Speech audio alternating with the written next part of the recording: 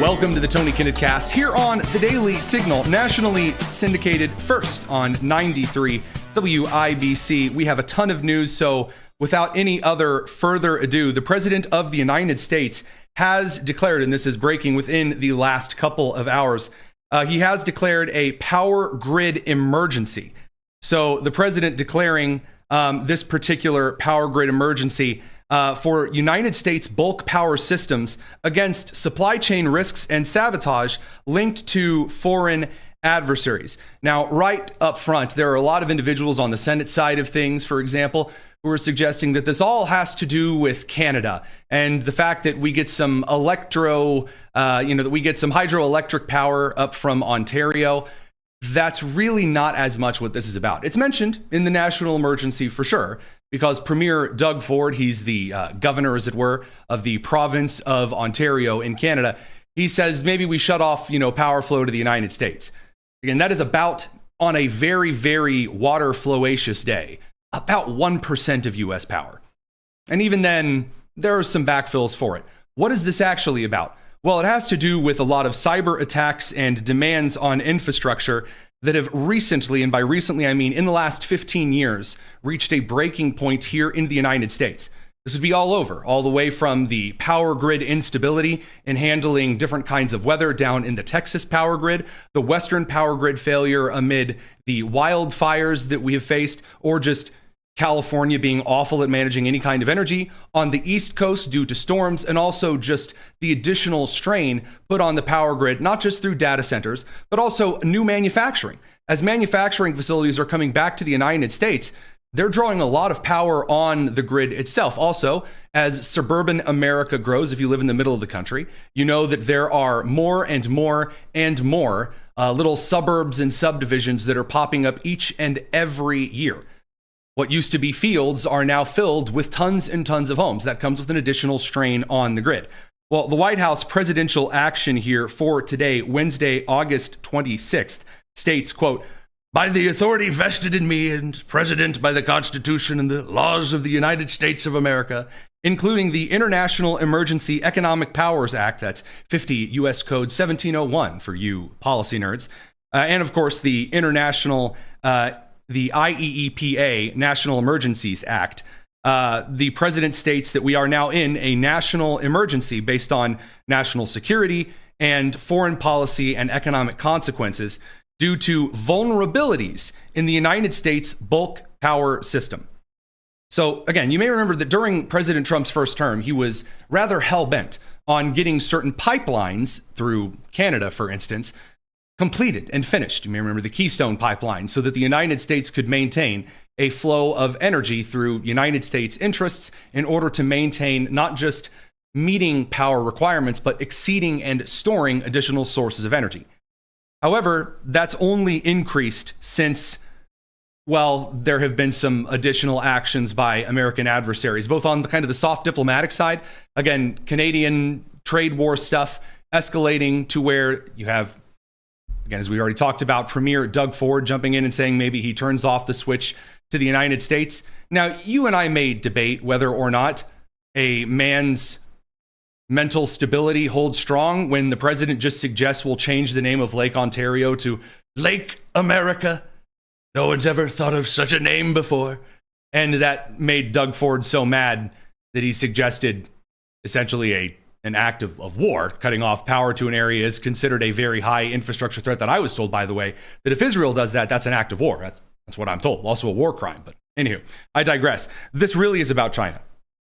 This is really about the Chinese infrastructure attacks through state-affiliated hacking groups, through foreign-produced bulk power equipment that has been purchased by the United States, that has backdoors in it that allows China to access certain facets of not just our power systems, of course, through our coal power plants, natural gas, through some nuclear facilities, but also through some of the management.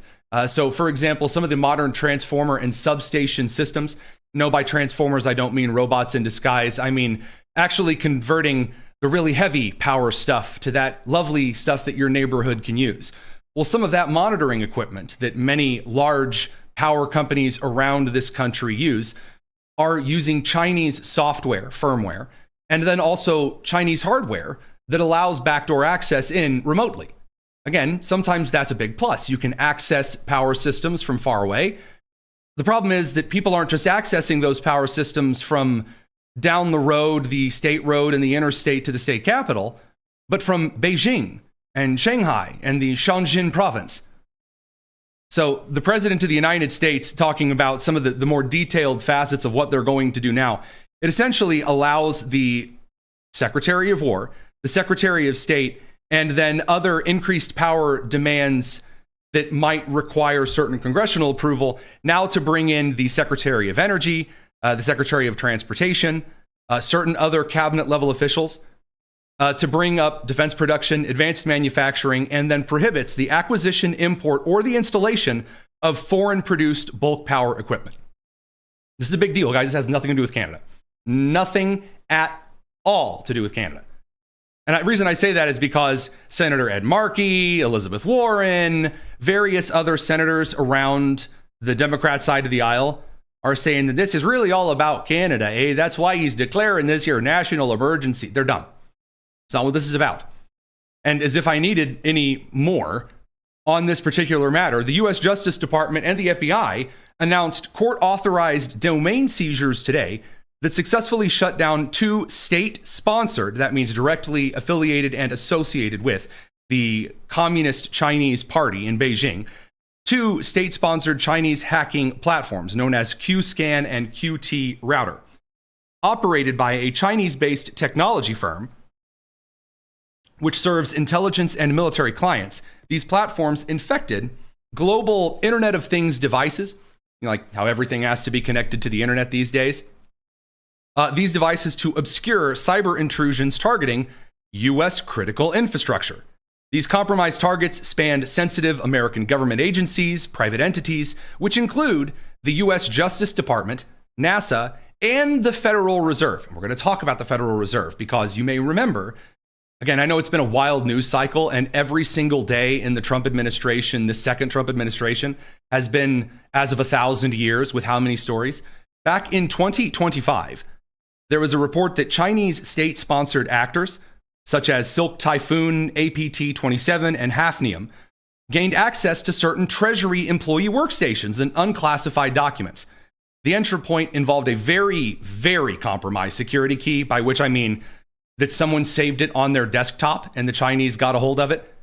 And then essentially were able to move through a third-party vendor remote support service, gain access to Treasury Department desktops, and then just rummage through U.S. Treasury Department files under Janet Yellen. So remember Janet Yellen, the weird old lady that said all inflation was transitory and couldn't look a camera in the eye? Also suggested that you needed to be monitored by the IRS if you dared to send a Venmo or a Cash App or a PayPal payment that was over $600, that one. Well, her employees were compromised by the Chinese Communist Party. And the documents that were revealed today show how far the Chinese government had gone to not only infiltrate United States Treasury Department documents, but also then to turn around and brag about it online. And not just on the so-called dark net, but on the open net. All across the internet, China just openly bragging they had the keys to all of America's backdoors on the financial sector.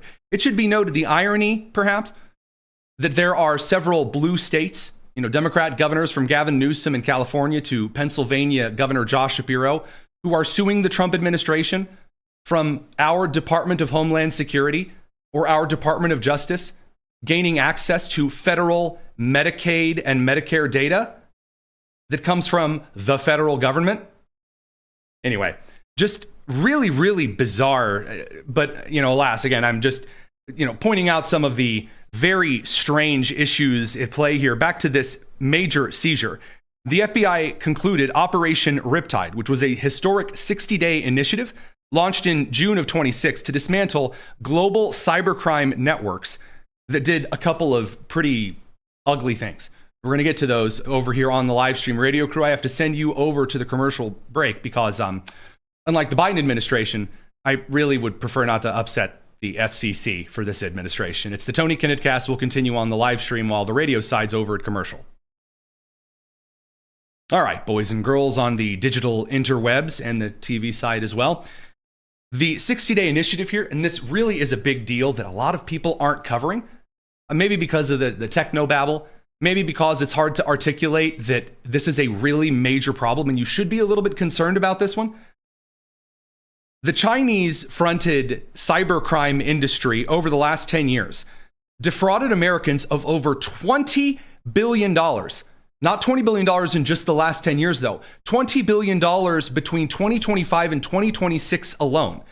We have no idea how much, in a fiscal sense, Americans have been defrauded in the last decade. Working alongside international law enforcement and private tech partners like Google and Meta, the operation led to dozens of arrests, indictments, convictions, the seizure of millions in illicit cryptocurrency. Key actions included disrupting the Chinese phishing platform Outsider, seizing cloud infrastructure linked to Cambodia's Huin group, and arresting a member of pro-Russia hacktivist groups, breaking up romance, investment, and supply chain fraud schemes. So essentially the hooker service that was reaching out to Eric Swalwell from the Chinese offshore accounts. Now, the 58 that were arrested in this international cybercrime lockdown, law enforcement agencies across 22 countries in this 8-month operation under Interpol's Operation Jackal 4 that resulted in 58 arrests and the identification of hundreds of suspects, cracked down this targeted crime as a service and financial fraud networks linked to organized crime groups in Argentina, South Africa, Romania, and Italy. And keep that one in your back pocket because we're going to have to talk about why that matters. Essentially, what this allowed China and other international crime syndicates to do is gain access to American financial institutions, American legal data, leverage and, in fact, institute ransomware. Ransomware has targeted a number of people, probably many of those who are watching this show. Essentially, they lock you out of your computer and they try to blackmail you to paying to access your stuff again. Entire American factories, medical institutions have been locked out of their entire systems. And I'll remind you that this was a very key threat to, for example, the Federal Aviation Administration during the Biden administration. And what did Pete Buttigieg do about it? That would be absolutely nothing. Nothing at all. So what the President of the United States did today is essentially declare that energy infrastructure in this country is a national emergency. Now, we might get to Canada a little bit later, but more importantly, right now, what the President is establishing here, yes, according to congressional law, is that we don't have time for Canadian nonsense regarding the power infrastructure in our grids right now. We have bigger fish to fry. Speaking of, yet another hacker group has claimed responsibility for hacking the Bureau of Alcohol, Tobacco, and Firearms today. You know, the group that has a federal firearms registry. The ransomware gang Qlin claims to have hacked the Bureau of Alcohol, Tobacco, and Firearms, which, by the way, shouldn't exist in the first place. It's unclear as of yet what data, if any at all, was stolen.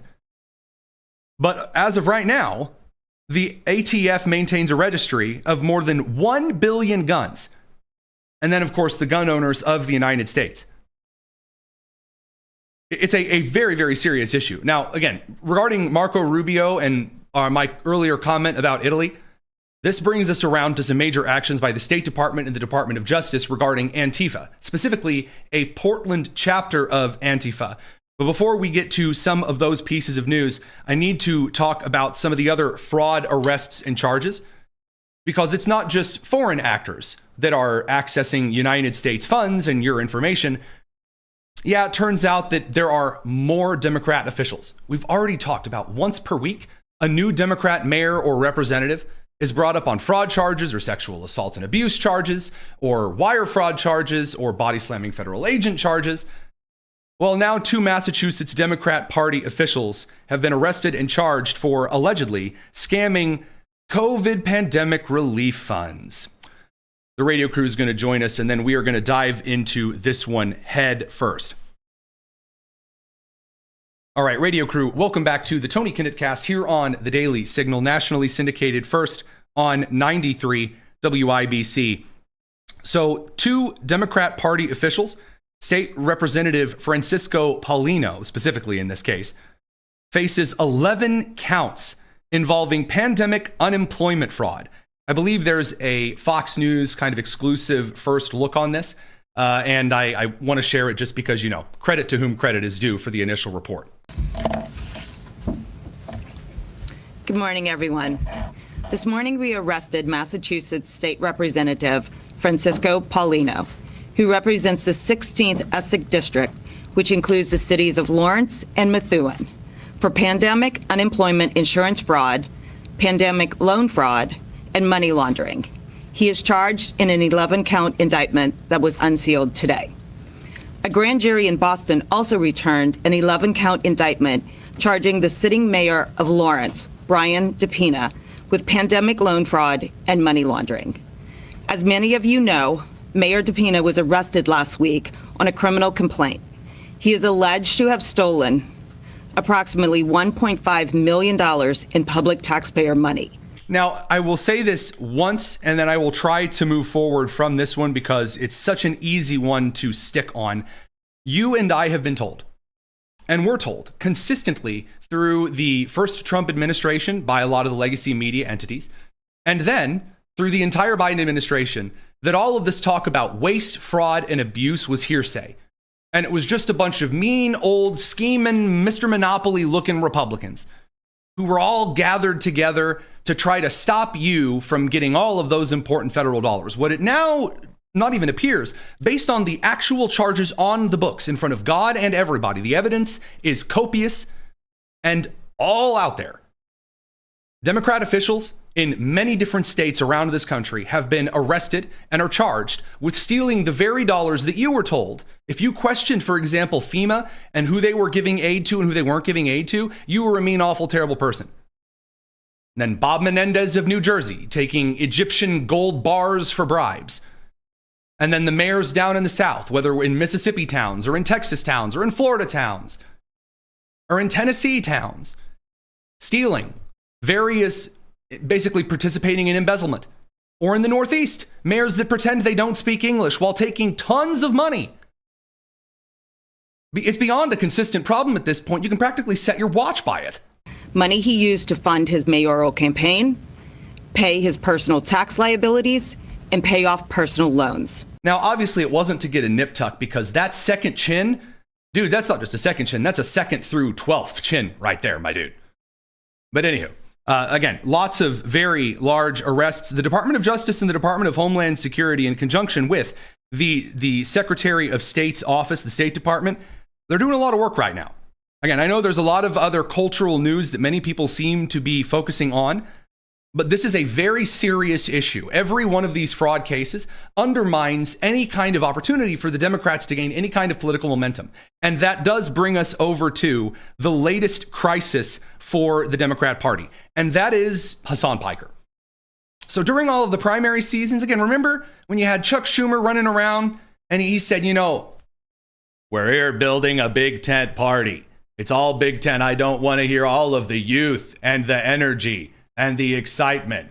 And he sounded about as excited as someone who just found out that they have the flu, the cold, and also tuberculosis. But, he's trying to, get a little excited. Chuck Schumer was thrilled about all of this. Well, not anymore.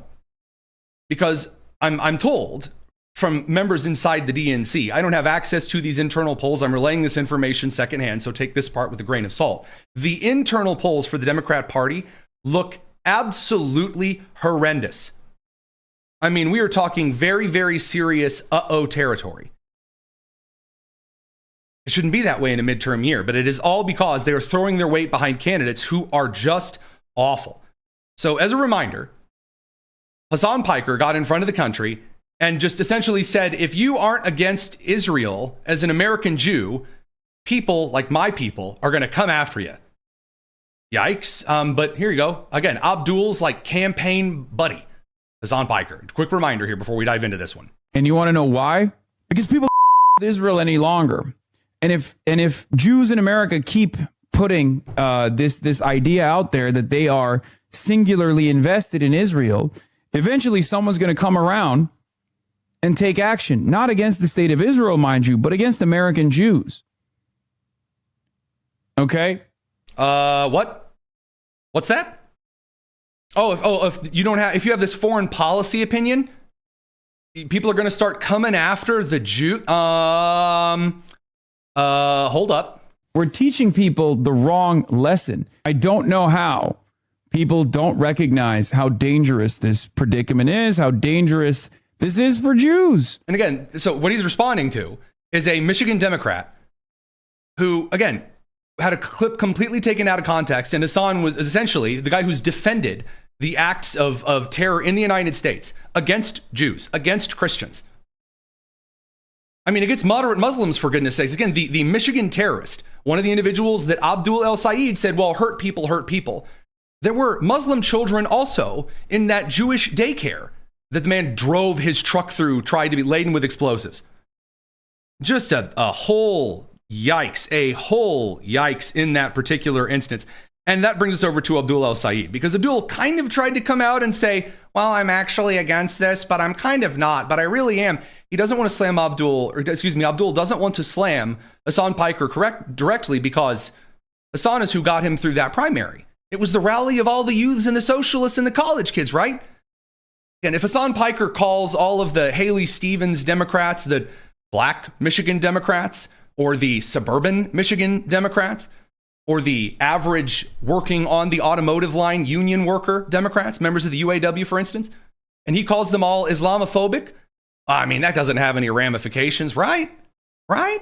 Abdul El Sayed has called out anti-Semitism, but his critics say his response to Hassan Piker's comments is notable for what it did not include, which is an explicit denunciation of the streamer.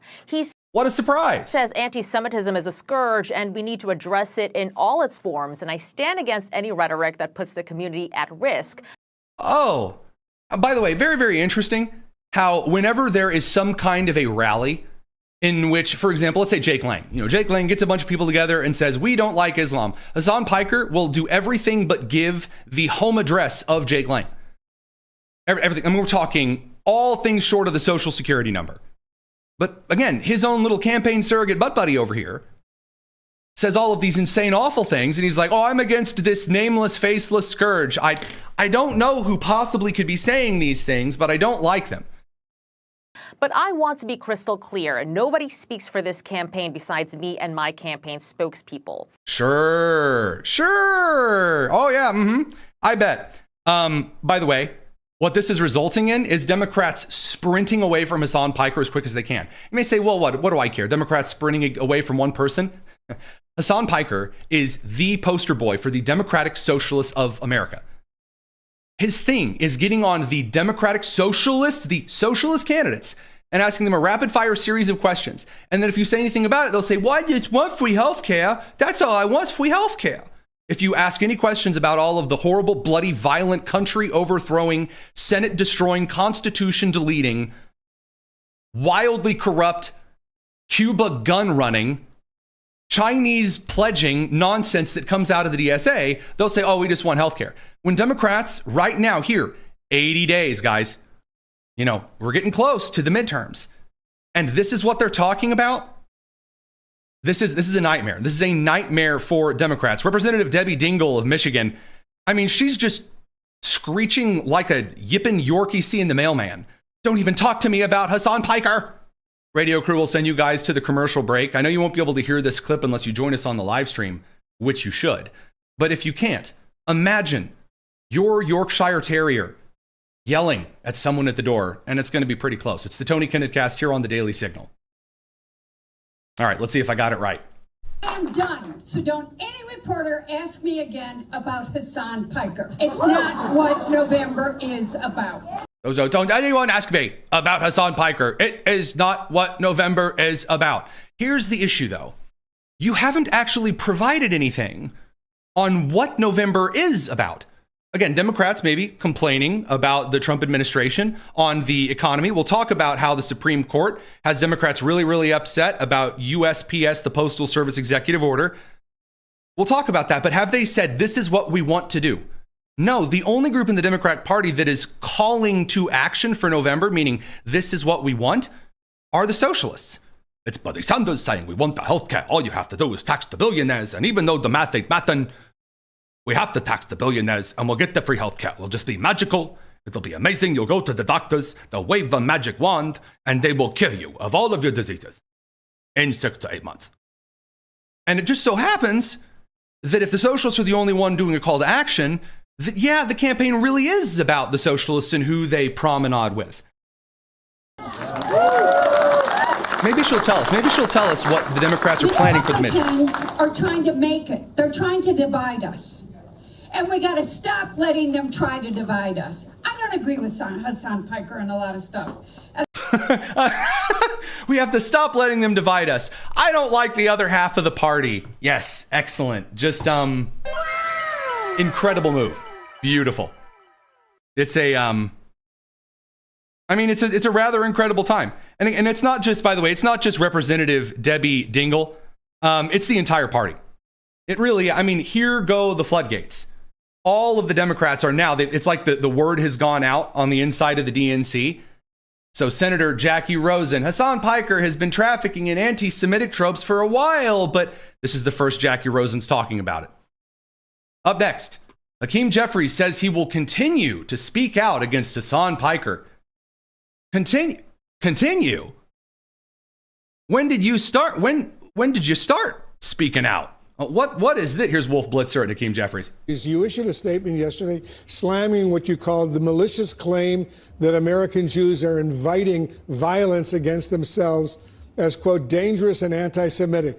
Was that in reference to far-left influencer Hassan Piker and his recent very controversial comments?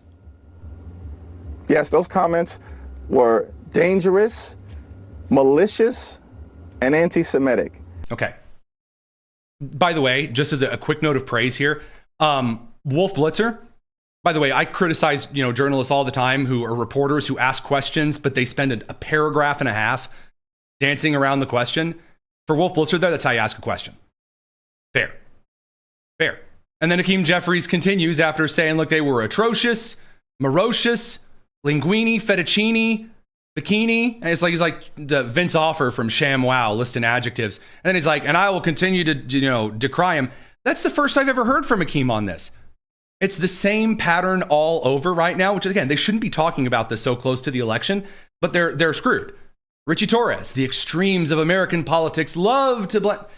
And then next, Elisa Slotkin, Senator of Michigan, in response to Hassan Piker's recent comments on and on down the list. House Democrat from Illinois' 10th, Brad Schneider. The same stuff, calling him out. All of us should strive to be a light against the darkness of hate and evil and all this other stuff. Representative Hillary Scholten from Michigan's 3rd. Again, this is right now, you need people to be coming out in Michigan. The midterms is all about rallying the troops to come out. It's not a vote against election. All right? It's not. But if there's no energy for Abdul El Sayed, it's his own fault. Radio crew, welcome back from the commercial break. It is a truly wild thing to see Democrats giving interviews right now as to why they are not going to support the Democrat Senate candidate. Guys, that's huge. That doesn't happen. You don't have Democrats not endorsing the senator. It's all about taking back the Senate. That's what the whole thing's about. And they've been completely boxed out of this. Hillary Scholten getting this particular question on why she refuses to endorse Abdul El Sayed. Are you wheeling it over? And if it is, this big tent, then why not endorse it? Yeah, so Abdul has not reached out to me yet. If he would, I would have some questions. I have not endorsed him yet. And I think as I made pretty clear, a lot of it has to do with past associations with Hassan Piker, current statements. And I have received a lot of feedback, both positive and negative from voters in my district. And one of the things that I know is I am deeply engaged on this issue. Now, I will say this. Hillary Scholten does follow me on the social medias, and I have reached out to her team to invite her on the show because I actually have a genuine question. You've already heard me illustrate it. I want to know what the actual plan is. I do. I want to know what does she think a Michigan Democrat looks like? That's not snarky, by the way, because if she says that Abdul's not the guy, I want to know what the picture is. I do. I want to know what the plan is because so far, when Representative, what's her York, he's getting really upset, says, I don't want to talk about it. Representative Debbie Dingell, she's right. She doesn't want to talk about it. I don't blame her, but you have to have something to substitute it.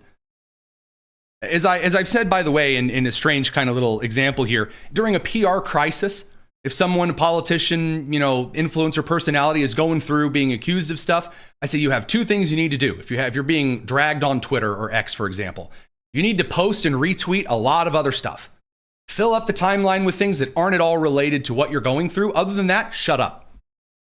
Democrats can't do that because there's nothing to fill the timeline with. Nothing's gaining traction. Now, Abdul al-Sayed is already he's trying to run from Hassan Piker now. This is clip from C-SPAN. It's not going well.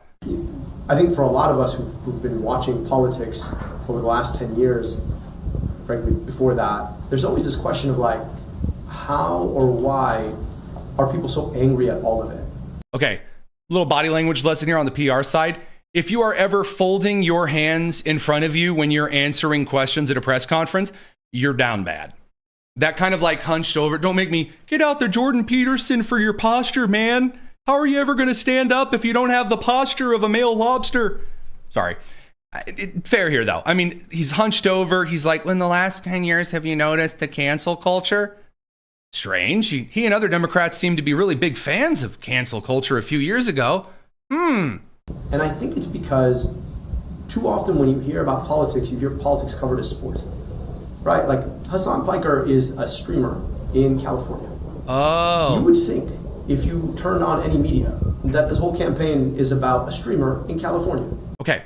You're in Michigan. Now, I don't know if we have any geography experts out here. Michigan and California do not border one another. They don't. It's not a thing. So someone somewhere paid to fly Hassan Piker out from California to Michigan to do several events and campaigns with you all huggy butt, cuddling, a little bit of close friendship kind of thing. The best part of all of this, though, is the actual reaction from the media side. So first of all, I would be remiss if I didn't point out Hassan Piker then immediately threw Abdul under the bus and said, oh, we're still working together. It's just he has to leave me alone for reasons. Oh, the hilarity. There are going to be a lot of people who are already questioning Abdul al-Sayed's sincerity on these issues that will then turn around and say, he's moderating his position on Israel, all this stuff. I don't think he is. Okay. I will say this. I am literally the person that is being dangled. And I'm going to tell you once again, he's not moderating on his perspective on Israel or anything like that. Okay. I love it. By the way, just for a small kind of analogy here. So for example, the Heritage Foundation, right, which brought a lot of organizations together to release Project 2025, which was just a menu options of like all of these different organizations that work together to say, hey, the next president of the country, these are, if you want to talk about the Department of Education, here are 15 different things you could do. Some of them were at odds with each other. It was literally a menu, but for policy. And the Trump administration didn't like the negative press about it. And so after the Trump administration said, hey, I didn't write Project 2025. I haven't cracked it open and read it. First of all, I got it on my shelf. It's not exactly a book to be cracked open and read, although it teared down my eye, contributing a sentence or two as I did to the thing. You know what the organization, the Heritage Foundation, did? They shut up and they didn't talk about it anymore. They were like, yeah, if the president doesn't really want to, glue his hip to it, fine, cool. We'll focus on other stuff. But Hassan Piker going, no, actually, Abdul and I are buddies. We're pals. We smooch in the moonlight. That's a move. What a gift to the Mike Rogers campaign. His reaction to this has always been very good, which is, look, I deal with people that I don't fully agree with and don't fully subscribe to on a daily basis. This is politics. Politics is about addition, not subtraction, right? It's smart. It's the right way to deal with it. And then that's called cope. When your big campaign ally buddy throws you under the bus. That's cope. Sorry, one last little final thing here. We're now getting into we need to stop doing the things that I called for territory. This one is my personal favorite. So John Favreau, he runs one of the biggest left-wing podcasts out there called Pod Save America. He's a former Obama speechwriter. He says, quote, calling on all Dems to take the don't talk about it Hassan Piker for a day challenge. Can we do it? Lots of other topics to focus on with 69 days left until the midterms. Oh, it's 69 days left. Nice. Days left until the midterms. It's not 80, it's 69. Nice. Days left. Maybe if we're successful, we can try for a full week. I love the school marmory here because, oh, gee, look at that. Oh, wait, who is this having an interview with Hassan Piker? It's Jon Favreau. I love it. I do. By the way, Tim Miller over at Bulwark is also lamenting that he just recorded an interview with Hassan Piker. Aw, man, you did this to yourselves. Truly, truly, truly great. Now, in the meantime, might come back to some other stuff later. On the socialists part here, the people who are very, very in line with, again, Hassan Piker, calling for the violence, calling for the action here, very pro-Antifa, for example. Well, Secretary of State Marco Rubio, not necessarily a guy to be messed with, I would argue. He's gone through an absolute legend situation, and there's a lot of reasons why. So first of all, on the matters of immigration, Rubio essentially gave the middle finger to one particular judge who overstepped their constitutional authority. But we're going to come back to that in a minute, because before we touch on that, I want to talk to you just briefly about Rubio and going after, through the State Department, Portland Antifa. So Portland Antifa works with an international collective called the Autistici Inventati Collective. I'm going to call it the A/I Collective. It is an Italy-based hacker cell that provides far left extremists with encrypted communications, calls, web hosting services, all concealed from law enforcement. They also provide a lot of the guidance and terrorist training, for example, for the Rose City Antifa. Now, you may recall Rose City Antifa. If you don't, again, one of the most active Antifa cells in the country. They have launched campaigns for attempted murder, for example. By attempted murder in this case, I mean this laser tag poster. It says, every night for weeks, we're forced to listen to the threatening rhythm of helicopter blades as the federal regime spies on us. As the federal regime spies on us. So anyway, this October 11th at 9 p.m., you're invited to fight back and essentially asked everyone to go outside and shine green laser pointers at helicopters. That's attempted murder. That is, to blind pilots and cause accidents that will likely hurt other people that the helicopter flying over metropolitan Portland to force those to crash because you're afraid those are actually federal helicopters. Again, that's provided by this international organization, this particular terror outfit here. So again, quote, Rose City Antifa used a site hosted by A/I to dox immigration and customs enforcement agents and incite attacks against them at their homes and organize terror attacks, again, like this particular laser tag, quote unquote, event. Also providing guidance for committing arson. Detailed guides on waging terror attacks on critical infrastructure through arson, bombings, and sabotage. And by the way, for the record here, if you're asking the question already, if these groups have been declared international, like terrorist organizations, doesn't this mean the National Guard, nay, the active duty U.S. Army, has not just a right, but a responsibility to go into Portland and arrest anyone who is possibly associated with this? The answer is absolutely yes, they do. And they should. Again, when they are openly hosting and servicing sites calling for arson and murder and showing you how to do it, that literally is specified in the Insurrection Act as being a big flipping no-no. Radio crew, we have to send you to the commercial break again. Sorry, the show is going right on by this evening. It's the Tony Kinnett Cast here on the Daily Signal. The Department of State continues today, says, quote, anarchists waged a violent campaign against a police facility in Georgia using an A/I hosted site to dox government employees and share instructions on building bombs to target government buildings.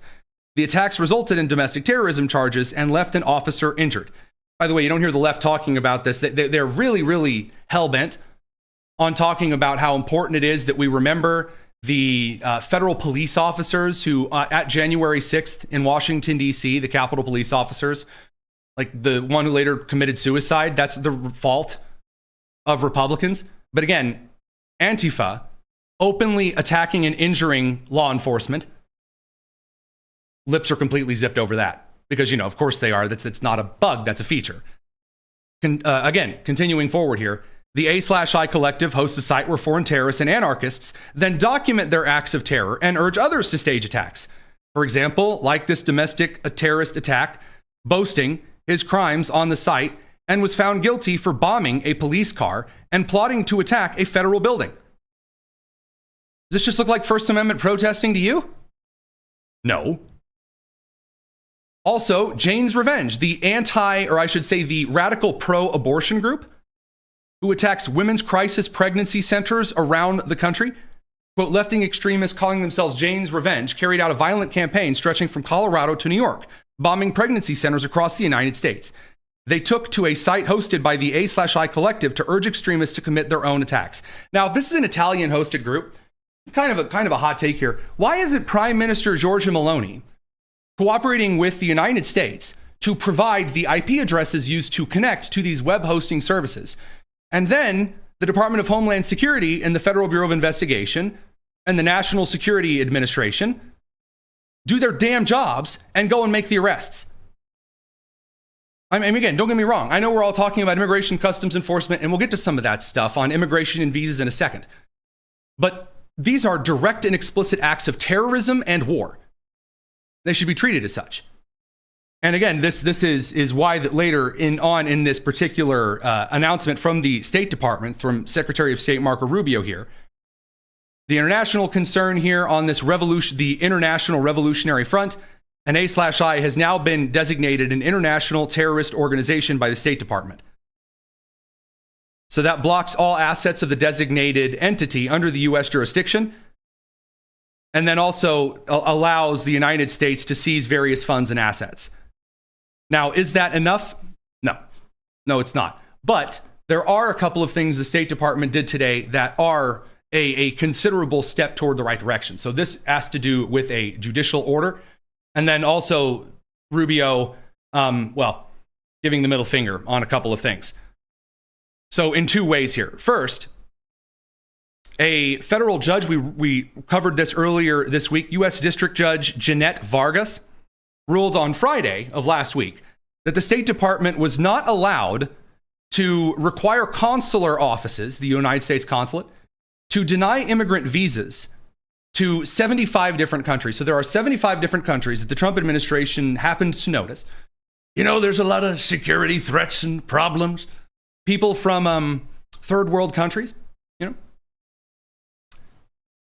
Radio crew, welcome back from the commercial break. The Trump administration recognized 75 different countries, not really great places. And it turns out a lot of those places do not do proper vetting of individuals that want to immigrate into the United States. In fact, in the case of Somalia just third-party exported all of their Somali vetting for the people that wanted to come from Somalia to the United States to Kenya, ranked one of the most corrupt nations in Africa, which is a pretty high bar. So the United States, through the Trump administration, said these 75 countries, no, not allowed to come in. All consulate offices are to say no. And this particular judge, Jeanette Vargas, she ruled Friday that the State Department is not allowed to do that because that's stinky and it's mean and it's racist. Essentially, she said, you're not allowed to just designate certain countries as no-goes for a pause on immigration. That's not a thing. Federal judges don't have any authority over the Secretary of State in this matter at all, whatsoever. There were a number of individuals that came forward and said, well, it's like checks and balances. That's not what checks and balances mean. Okay, the Secretary of State has constitutional, unilateral authority under the President of the United States to decide who does and doesn't get in. Guys, that's just a rule.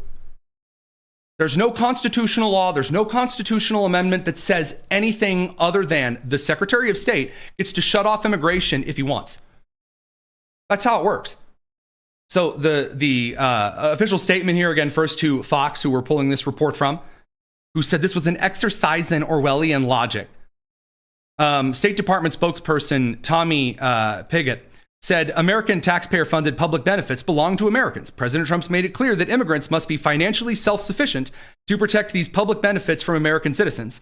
This rogue judge's misguided opinion wrongfully undermines the long-standing legal authority of the Secretary of State. meaning they're going to put it to an appeal. So what did they do? They did a little malicious compliance. And this is pretty cool. So what the Secretary of State said is, well, you know, if there's all of this new guidance and training, well, then what we're going to have to do is bring all of the consular offices back one by one and train them on the new Secretary of State, Little Miss Judge Jeanette Vargas, and she thinks that she's now the Secretary of State. Well, we really need her to issue guidance. So we're going to bring all of the consular offices back and train them one by one by one. And we'll do this as quickly as possible. And until then, everything is paused. So Rubio and his State Department said, okay, well, since this judge wants to play Secretary of State, tell you what, while she waits to assume her duties, we're going to pause all immigration, period. Because we don't want to break any rules.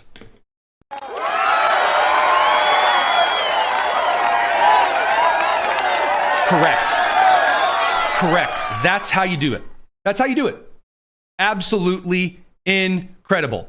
Pausing immigrant visa interviews worldwide and retraining every single consular office in charge because little Miss, Judicial Barbie wants to play Secretary of State. Good. That's exactly how that should be carried out. Now, the last thing has upset a couple of Republicans, but I don't really care. This would be Secretary of State Marco Rubio's, again, alongside the Trump administration, adding a brand new requirement to H-1B visas. So you may recall that H-1B visas are the special immigrant program that says we don't have enough specialized technicians and doctors and all of these other highly skilled individuals. So we're going to import all of these highly skilled individuals to help the shortage here in the country. And that's what this program is for. And then it turned out that a lot of people started abusing this system. And yes, a lot of them, leaders in corporate America on both the left and the right. And a lot of congressmen on the left and the right covered for him. And sorry, it's just a known fact that there are several tech companies in the United States that are choosing not to hire American employees with the same level of requirements and qualifications, I should say, for the position. They have all the degrees necessary, they have all the skills, just so that they can hire a guy from India who will work for 20% of the total wage. And that's basically it. And then imports him to the country, and then his entire family comes with him, and then some of those individuals are on very serious federal benefits. It's H-1B visa fraud. So the Trump administration said this.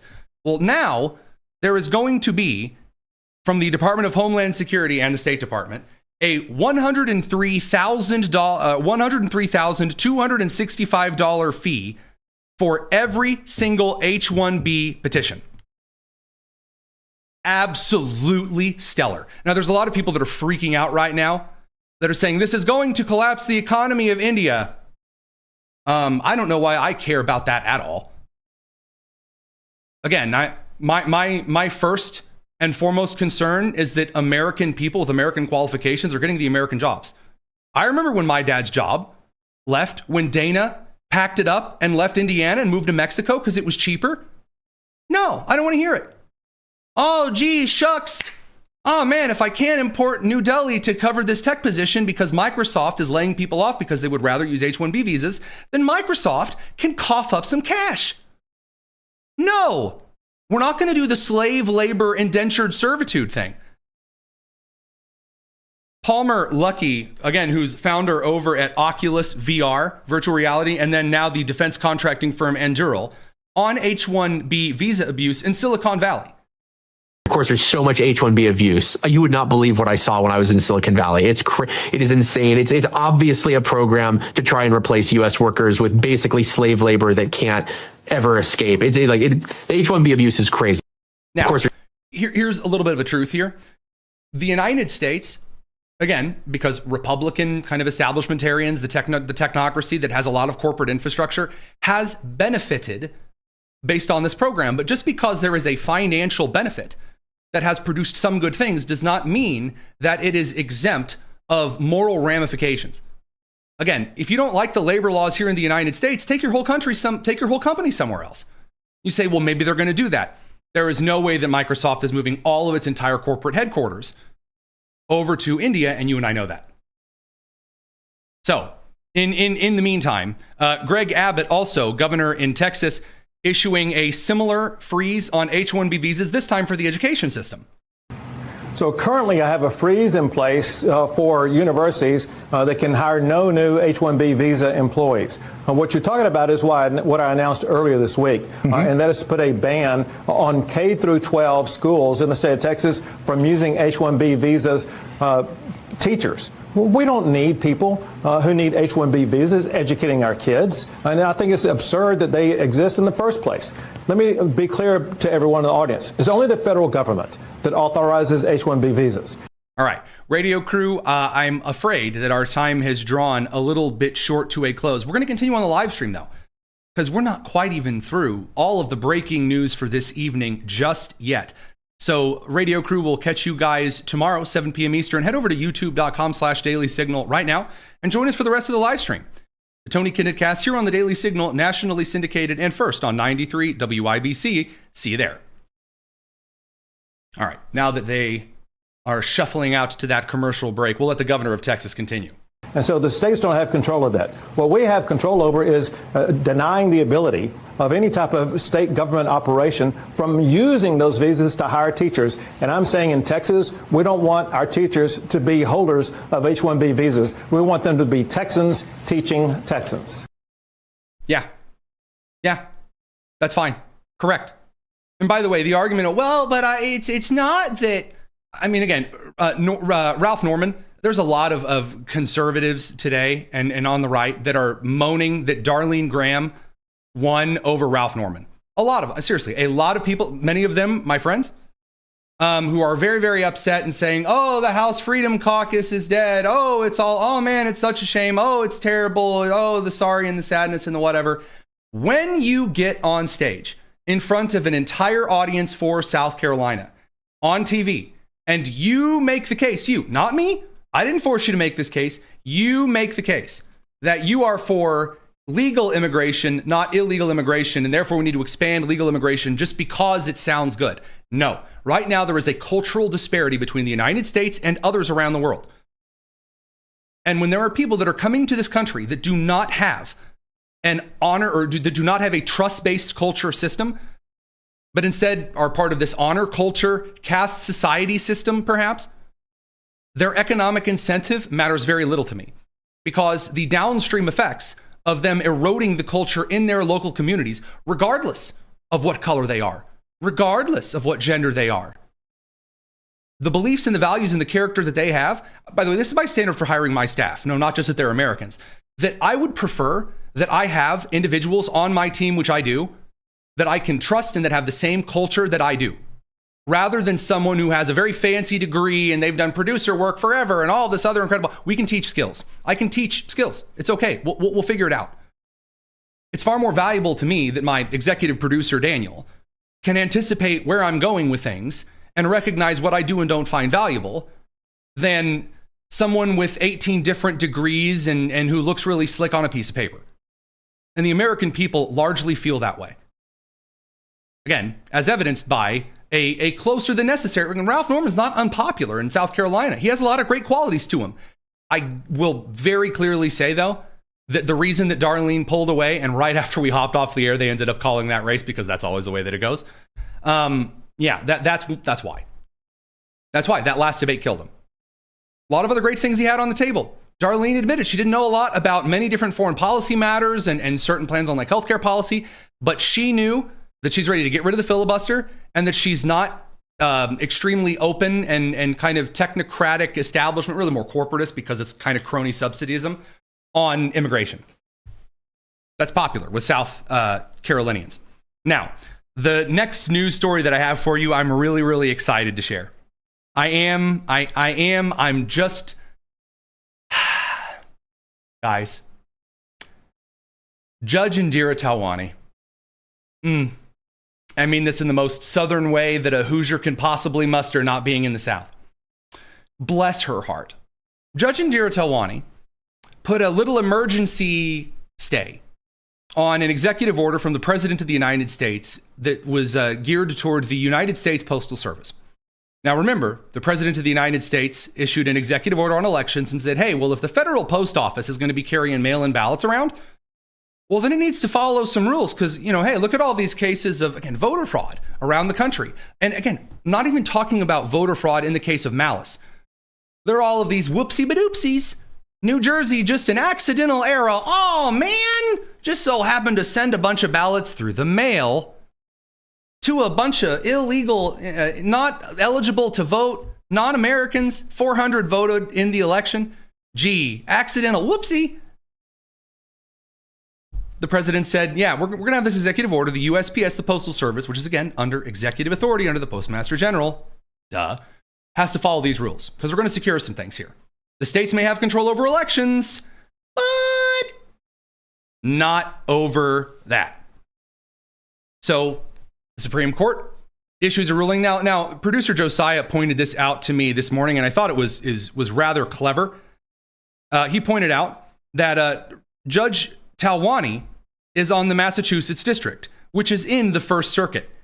Ketanji Brown Jackson is the circuit justice for the First Circuit. Interesting.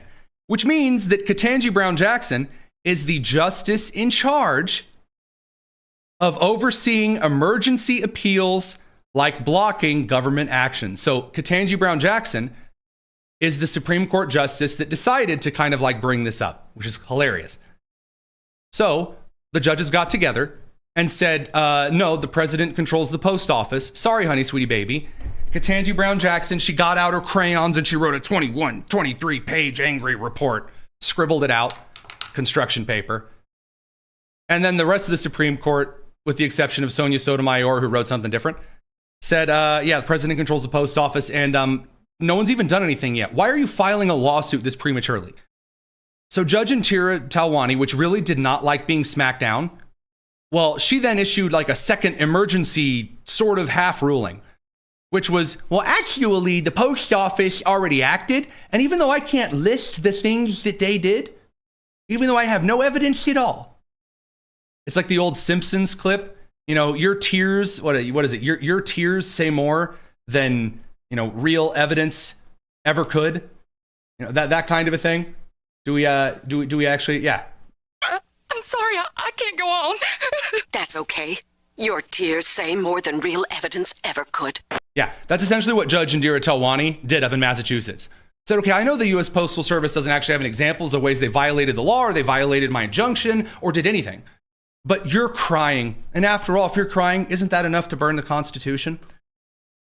Well, somebody got to her. I don't know who it was. I'm in the process of asking around, and I'm not the first one to make this particular assessment just yet.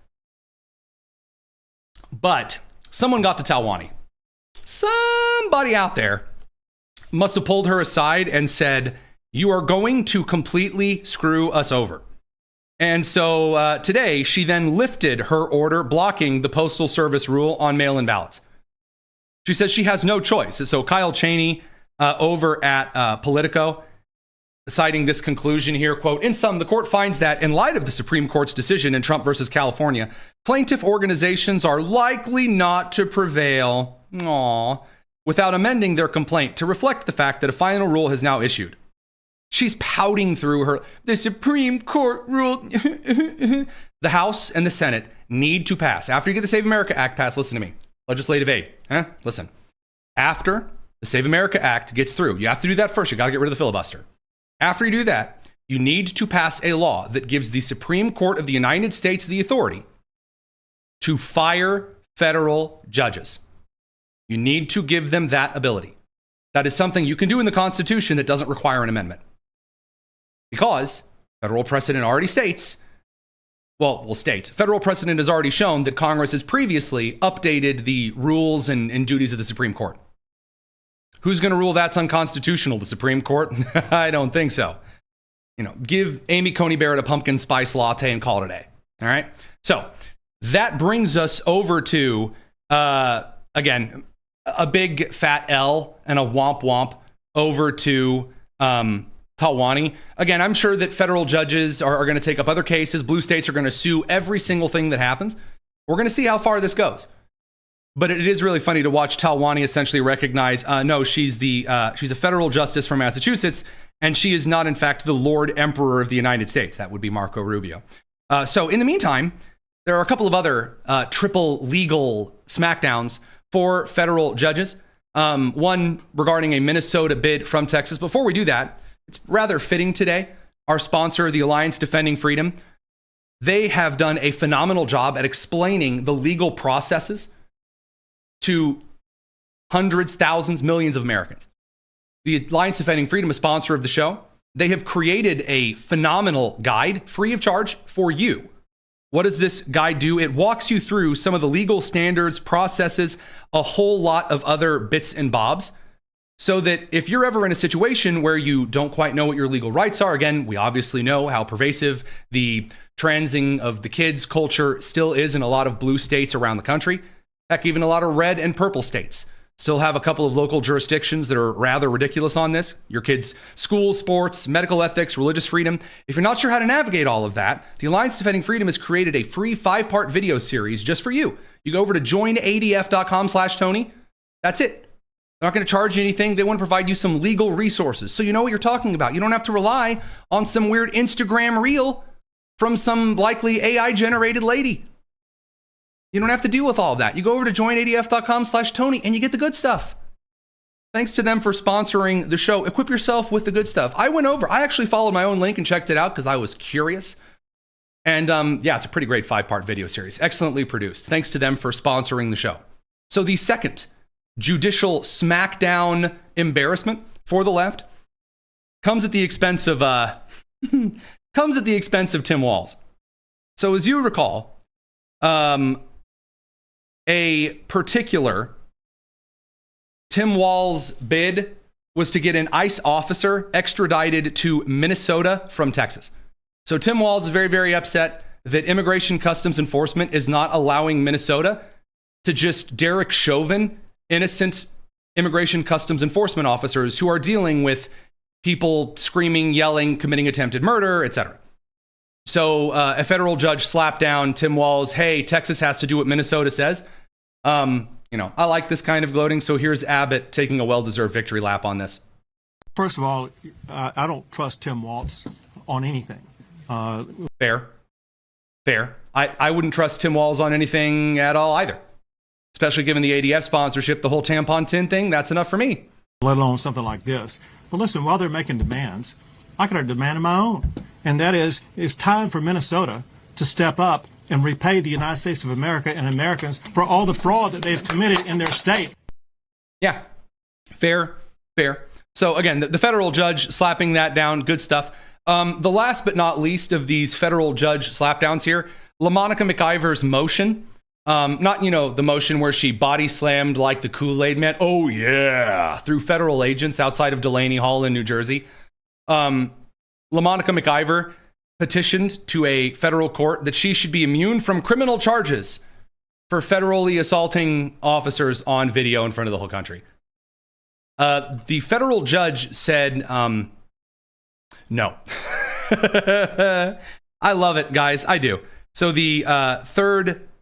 let me actually pull up the U.S. Court of Appeals for the Third Circuit said, yeah, that's denied. Just because you're a representative and a congresswoman and you really, really say the government is prosecuting her in violation of her First Amendment right. No, you don't have a First Amendment right to body slam federal agents. That's not a thing. And number two, it's not a violation of your Fifth Amendment rights either. Because if you do something stupid on camera, that can be admitted in a court of law. The really cool thing to do would be not doing bad things on camera. Yeah. Little high advanced IQ thinking there. Yeah. You have to really shove in like the theory of relativity to wrap your head around that one. But maybe if LaMonica McIver and Jasmine Crockett get together, they can rub a couple of IQ points together and come up with the answer. So a big womp womp to her. Also, other in court news, a lot of court news happening today. So, just a very big to everybody. Meta has agreed, that's, Facebook, Instagram, has agreed to pay up to $18 billion to resolve claims by most U.S. states that Meta, Facebook, Instagram, designed Facebook and Instagram to addict children.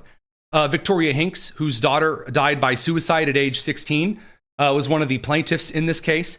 She says she's very pleased by the settlements. Well, I'll let her explain it to you. No amount of money is ever going to bring my beautiful daughter back. I miss her every day. It's the first thing I think of when I wake up. Last thing I think of, she should be going off to college. She would have graduated from high school. We live local. We live in Marin. She would have graduated from Redwood High School. She should be going off to college. Instead, I visit her every day in the cemetery in back of our house. Mark Zuckerberg does not want to go up against and see all the information that they have. So I'm very pleased. There's lots of lawsuits coming for these companies, lots of parents. And yeah, I am satisfied. I feel like there's justice is possible. So yeah. Okay. Now on this particular line item, I want to make one thing very, very clear, because I've gotten this question on the mail time side of things a couple of times, and I've been kind of waiting for the right moment to kind of bring it up with y'all. Which social media platform, if any, do I actually advise people to be on? I never know how to answer that. But I hate Facebook the most.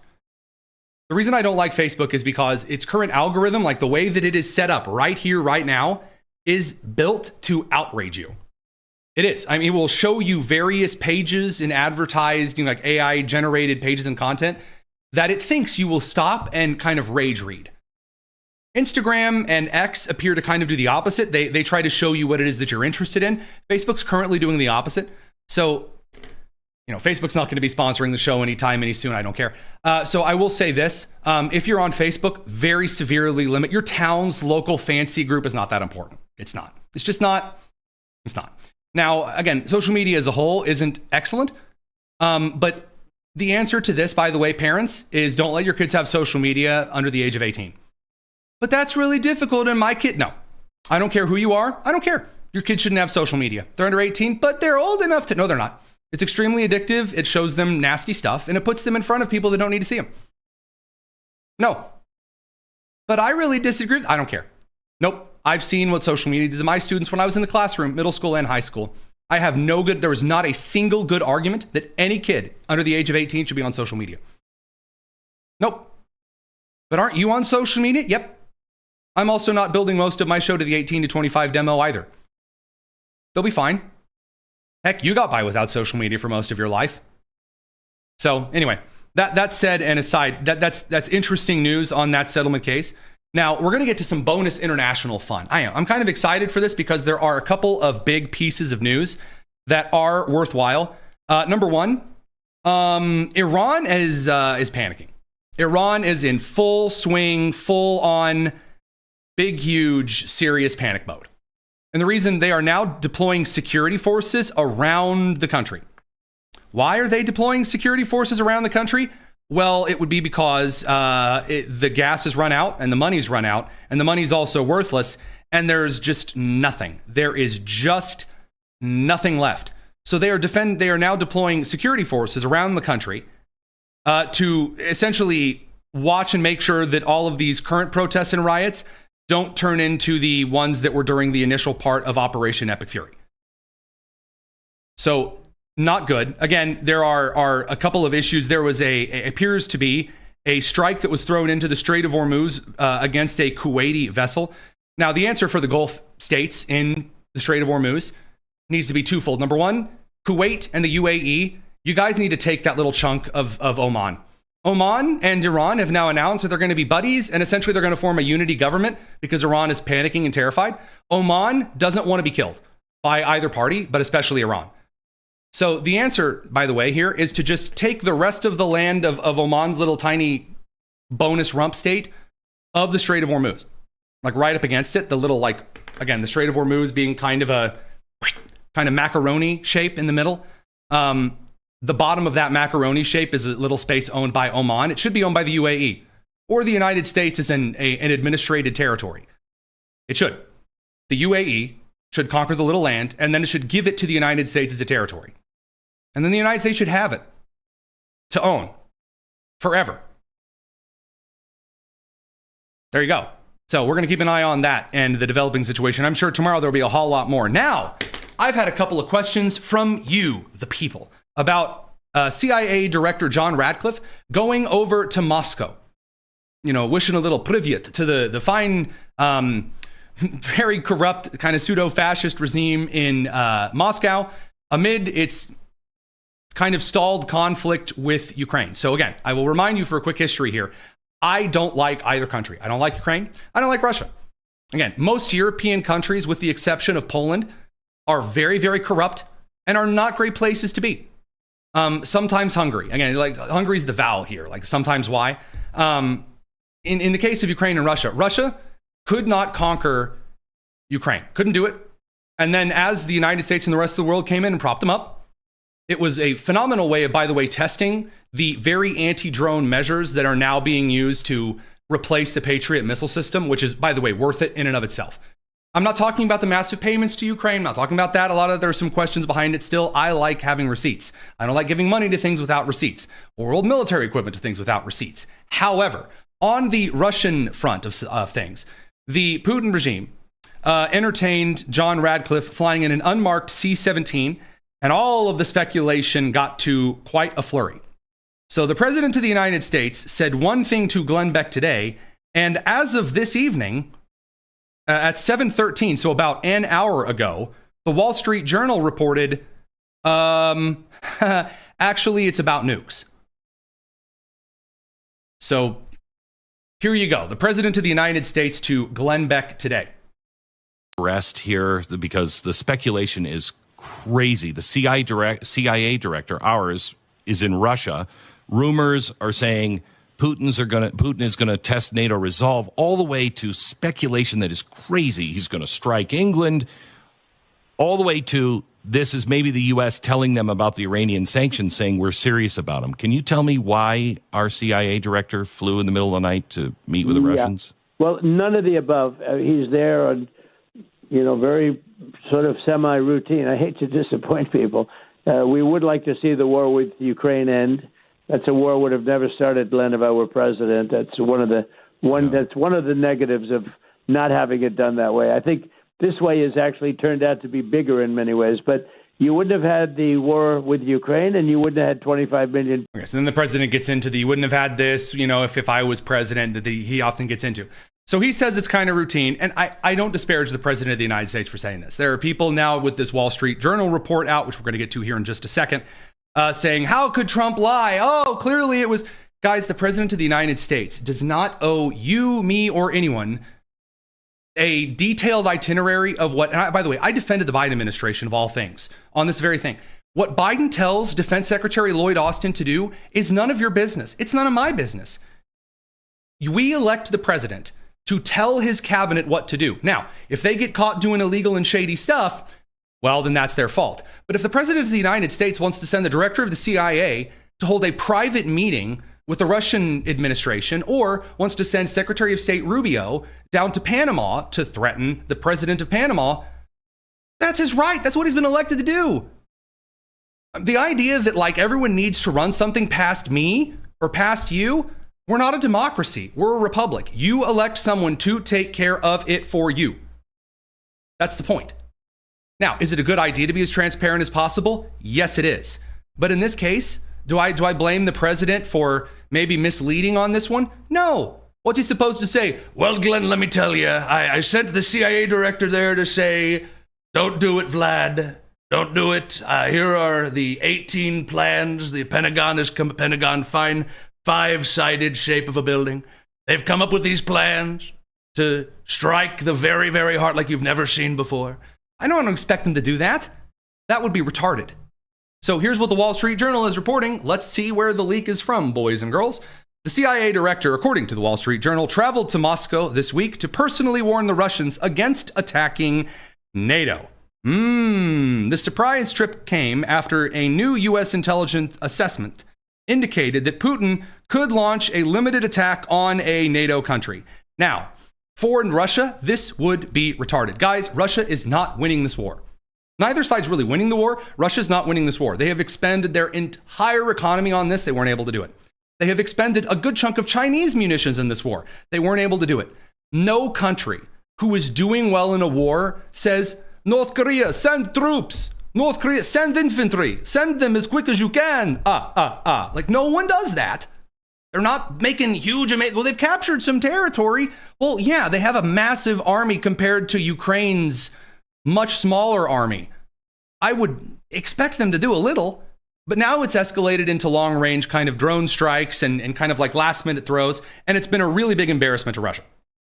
Now, as to the question on, as to this particular argument as to what it is to do with Russia, or what it is to do with Ukraine, do I actually expect Russia to go after Poland? I want to make this clear. Poland would beat the ever-loving bleep out of the Russian forward military troop at the moment. They would plaster them.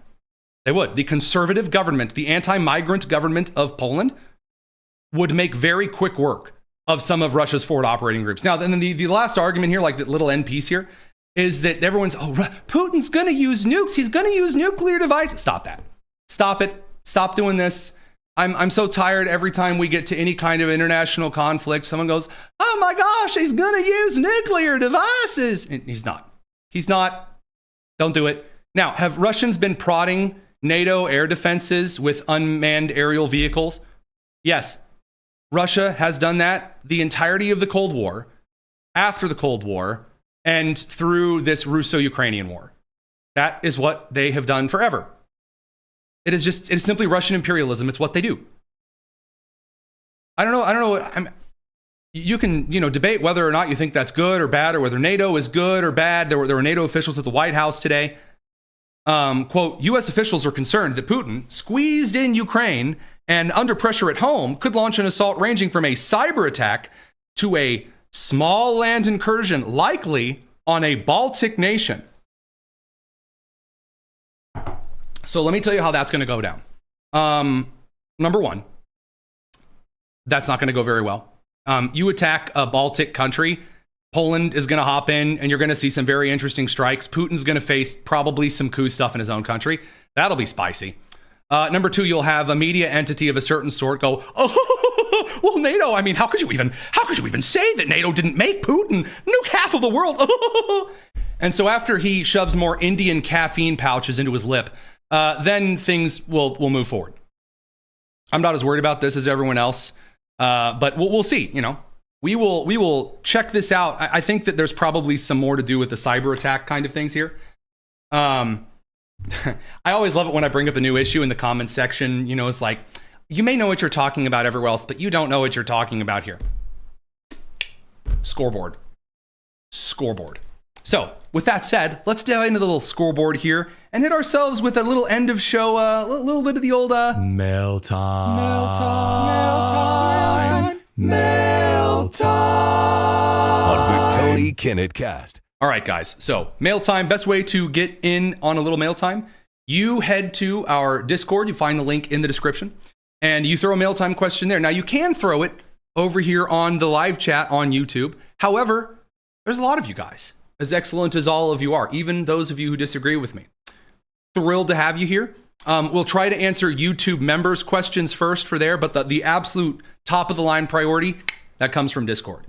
Because, that's where a little special, fancy, groomed channel is kept just for me to keep everything in track and on point.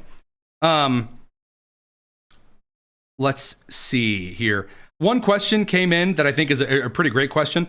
Are the mainstream media stories suggesting that the USPS rules for mail-in ballots require the envelope markings to use the blood of orphans as ink and closure glue made from the hides of baby harp seals?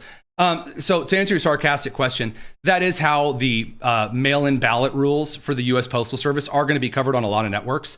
That this is somehow going to harvest your data, and that's ridiculous. That's not how this is going to be set up at all. As much as I would love to tell you there's a secret division of the post office that is collecting your data, Newman.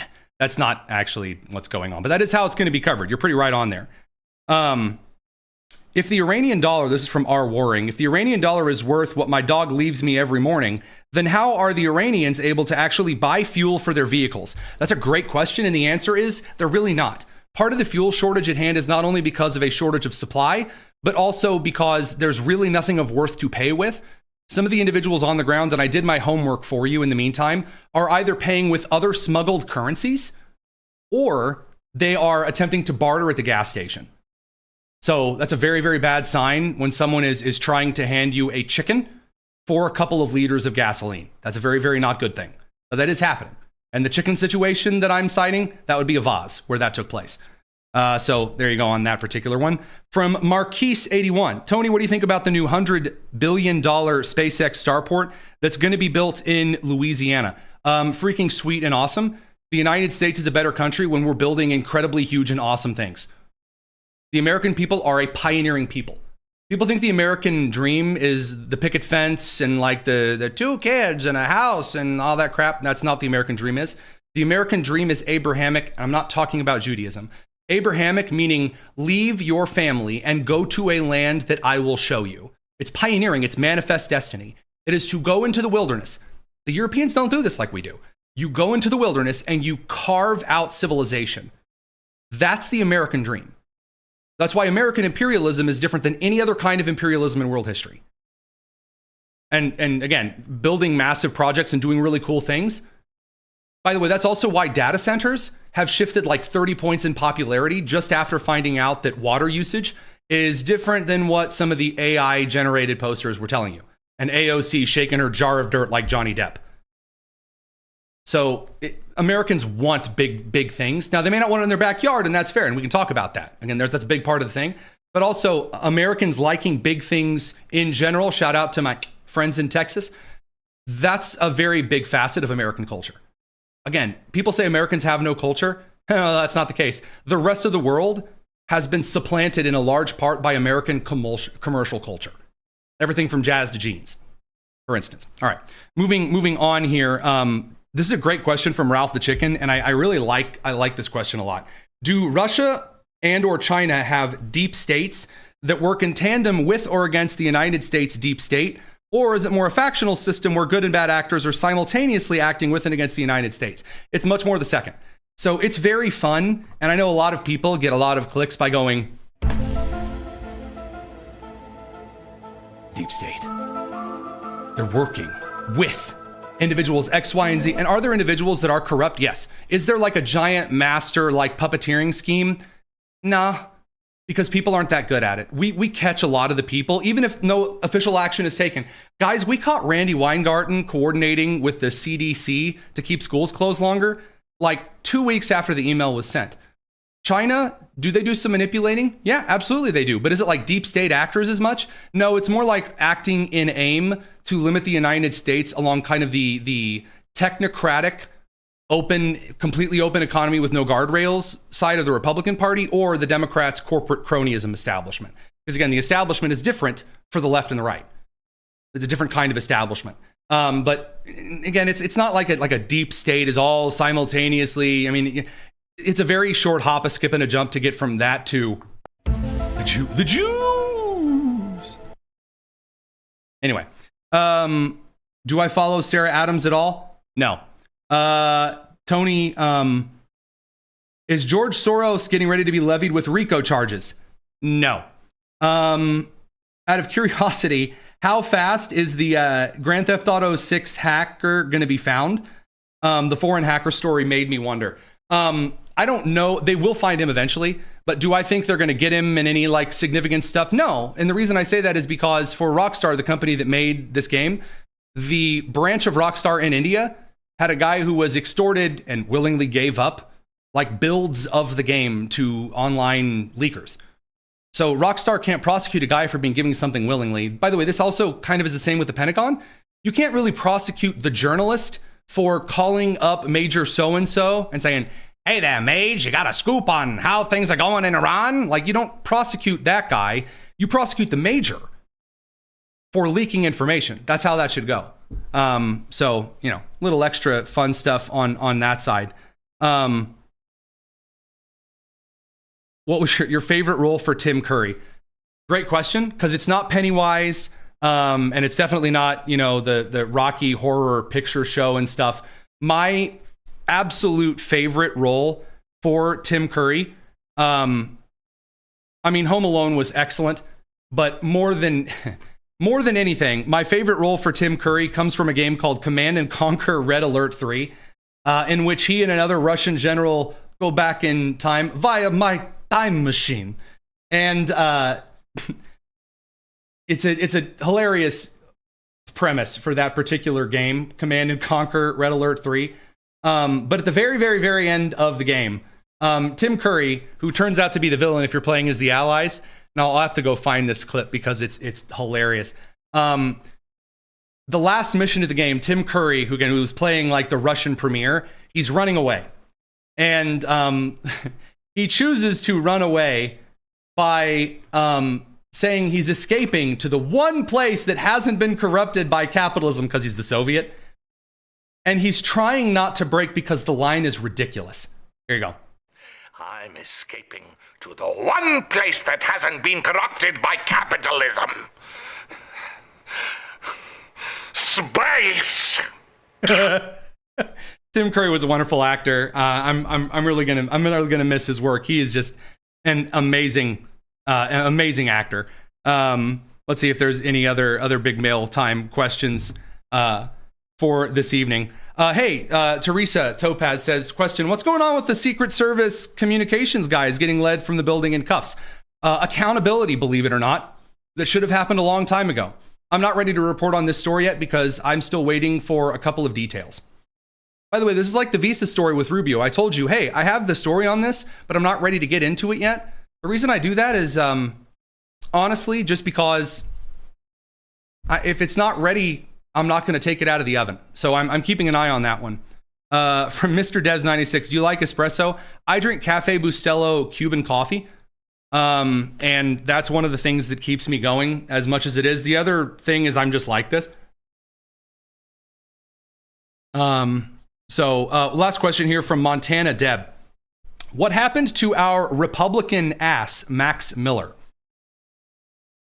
So Max Miller is a nutcase, I believe, and said all kinds of strange, nightmarish stuff. Some like domestic abuse allegations. The dude is just kind of weird. All I will say is that if you're going to run for office, all of the extra drama, you don't have to do that in life. I know that in today's day and age, it's easy in the primaries to run as a candidate that's going to fight for you, whether you're Mike Lindell or Graham Plattner or Abdul El Sayed or Carrie Lake or Max Miller or Matt Gaetz or Marjorie Taylor Greene or Angie Nixon or Francesca Hong, and you're really, I'm going to get out there and I'm going to fight. And then it turns out as soon as you're in the main election that, first of all, there's a lot of people that are just turned off by the fact that you're kind of a wacko crazy person. And then number two, they really don't like all of the extra awful stuff that's come out of your past. One thing I will say for some of the technocracy, a lot of them are so boring that they haven't led lives that are full of a lot of junk. This is one of the things that was an issue sort of for Ken Paxton. He'd be having a lot easier of a race right now if we had Wes Hunt instead of Ken Paxton. Sorry, it's the truth. Now, would I still prefer Ken Paxton over James Tallarico every diggity dong day of the week? Yeah. Is it kind of ridiculous right now that Max Miller is like, a lot of Republicans in Ohio are being dragged through this broken glass, putting Ohio as a possible flip state for the Democrats? Yeah. You know what that is, boys and girls? Unnecessary. You don't have to have baggage. You don't have to.